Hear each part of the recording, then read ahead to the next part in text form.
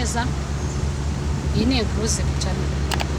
Inclusive channel zanyuzwaho ibiganiro bitandukanye, imyidagaduro, iyobokamana, ndetse tuziga iki.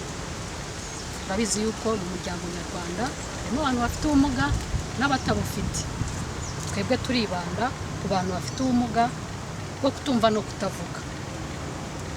Turabizi ko bamwe ni inshuti zacu, abandi ni abavandimwe, se tuzi kuganira nabo. Tuzaganira nabo ndetse tuziga ururimi rw'amarenga nyarwanda kugira ngo tuzajye tumenya uburyo tuganira nabo. Yewe uzajya ubagezaho iki kiganiro tw'Inyange Leta. Nzaba ndi jyenyine ndi kumwe na mugenzi wanjye. Aho neza, amazina yanjye nitwa Musenge Leta.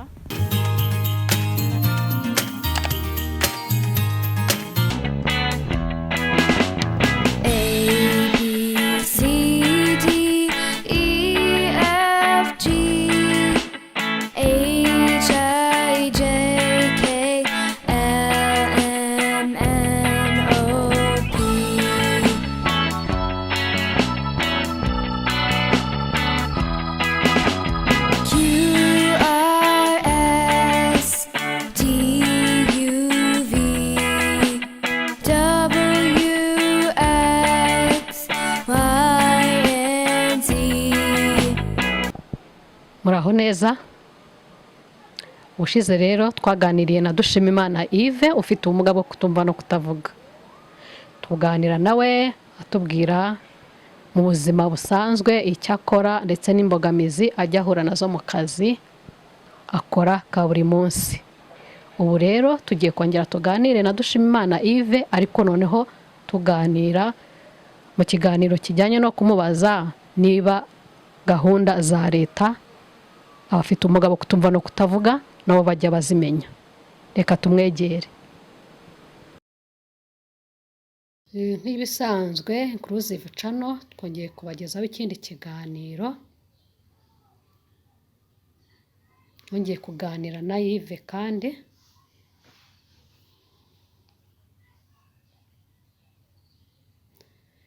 ariko ikiganiro twagiranye noneho ni kijyanye na gahunda za leta.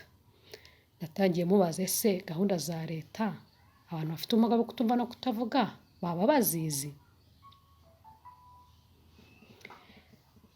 Hari nka gahunda ya leta ya ejo heza. Namubajije niba bafite ubumuga bwo kutumva no kutavuga baba bayizi. Yves yagize ati reka da, gahunda ya ejo heza ntabwo nyizi pe.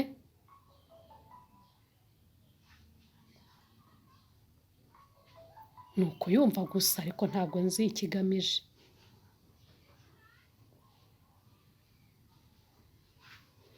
Namubwiye ko ari gahunda igenewe buri munyarwanda uwo ari we wese. Ese kubera icyo bafite ubumuga bwo kutumva no kutavuga bo baba batayizi? Yves yansubije yuko mu by'ukuri amakuru agera ku bantu bafite ubumuga bwo kutumva no kutavuga ari makeya cyane. Niyo mpamvu niyo gahunda ya leta y'ejo heza abafite ubumuga bwo kutumva no kutavuga batayizi, kubera ko nta makuru ahagije kuri yo abageraho.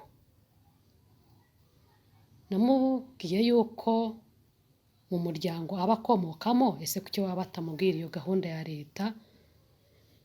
Yansubije yuko atari ibintu byinshi tubwirwa n'abantu bo mu miryango yacu. Nongeye kumubaza kandi niba azi gahunda ya leta ya Gerayo Amahoro.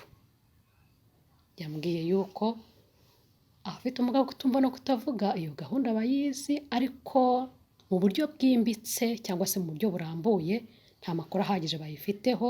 Abafite ubumuga bwo kutumva no kutavuga bazi yuko waba utwaye ikinyabiziga cyangwa se waba ugenda n'amaguru wakoresha umuhanda neza.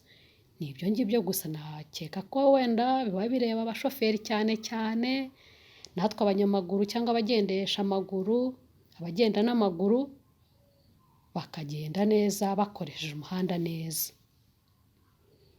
Nongeye kumubaza kandi niba azi mituweli de sante. Se waba uyizi?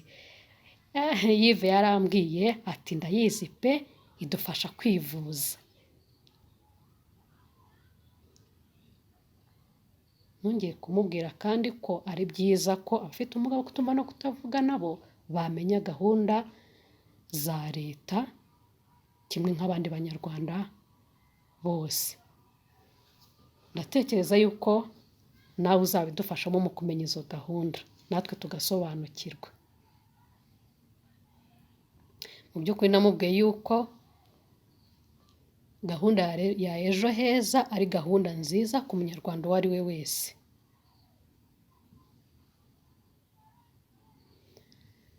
Nongeye kumubaza kandi niba bajya bakorana n'ibigo by'itumanaho, namubaje n'ibyo bigo by'itumanaho hose baba babizi. Ive yagize ati hari ibigo bimwe na bimwe by'itumanaho njya menya nka MTN,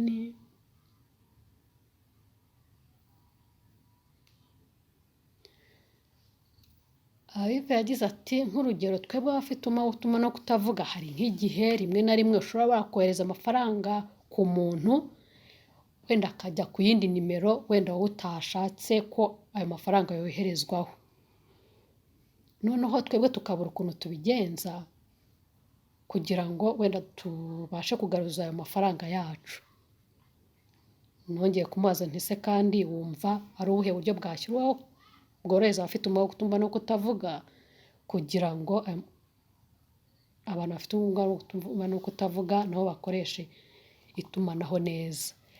Yagize ati uwo ni Ive yambwiye yuko ibyiza nk'ibigo by'itumanaho bwashyiraho uburyo twazajya twoherezaho mesaje nk'umubare runaka, hakaba hariyo umuntu ushinzwe gusoma ubwo butumwa bagahita badusubiza, cyangwa se twakohereza nka videwo twifashe tugize ikibazo runaka tukohereza kuri uwo mubare twaba twahawe cyangwa se kuri iyo nimero twahawe tukabasha gusubizwa bijyanye n'ikibazo twabajije.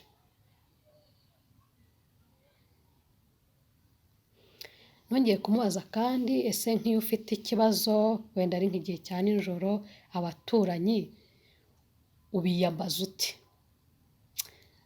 Ibyo biracyagoranye ariko nk'ubusanzwe iyo ari ku manywa ujyayo ukamureba ukamubwira icyo ushaka kumugezaho, ariko iyo ari nijoro biragoranye cyane.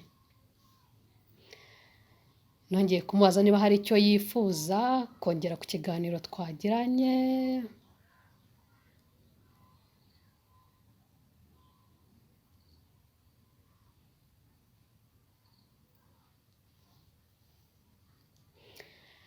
Ive yongeyeho mu byo yari yambwiye ku kiganiro twagiranye ati nk'uko nari nakubwiye yuko ndi umwarimu mu kigo cy'abana batavuga i Nyamirambo, icyo nifuza kongeraho numva ko wenda murabizi yuko umwarimu wigisha abana bafite ubumuga bwo kutumva no kutavuga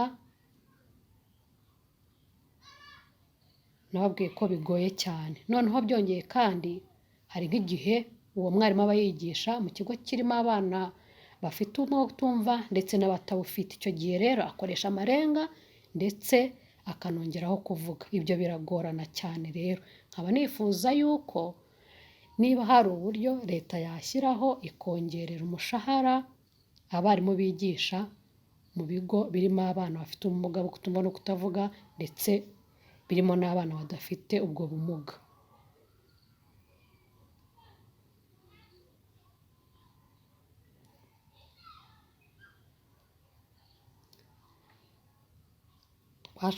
Twasoje ikiganiro mubwira yuko akoze ku kiganiro cyiza twagiranye.